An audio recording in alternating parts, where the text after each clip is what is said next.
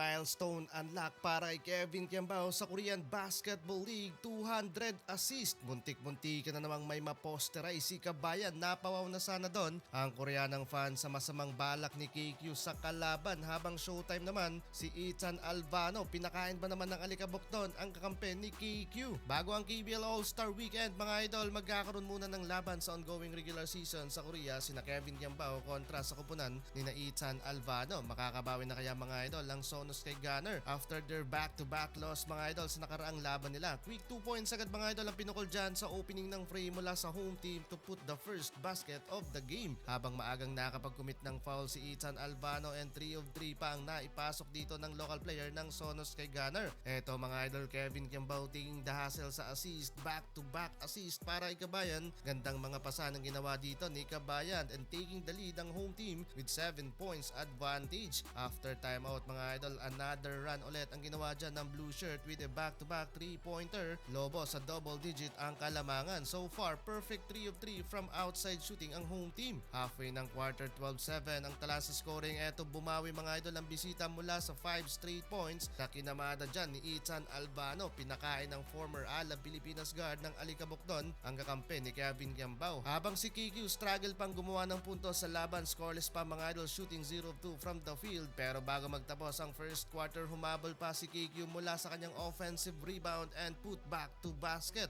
Huge 18 points mga idol ang kalamangan dito ng home team, 32-14. Second quarter tayo mga idol, tuloy-tuloy pa rin ang pag-atake ng home team mula sa outside shooting, at maganda din mga idol ang pinapakita nilang ball rotation dito sa laban. Pero naghahabol at nagbabaway ang rank 3 sa standing ng KBL, 5-0 run to cut the lead down by 13 points. Pero halfway ng quarter, mas lalong naging agresibo dito mga idol ang home team na walang Ethan Alvano sa kalaban, kaya agad lumobo sa 20 points, biggest lead so far ng Sonos kay Gunner. Under 2 minutes mark, balik na ang former KBL MVP na si Ethan Alvano, at maagang conversion to mga idol sa 3 ang kanyang ginawa at 5 straight points pa mga idol.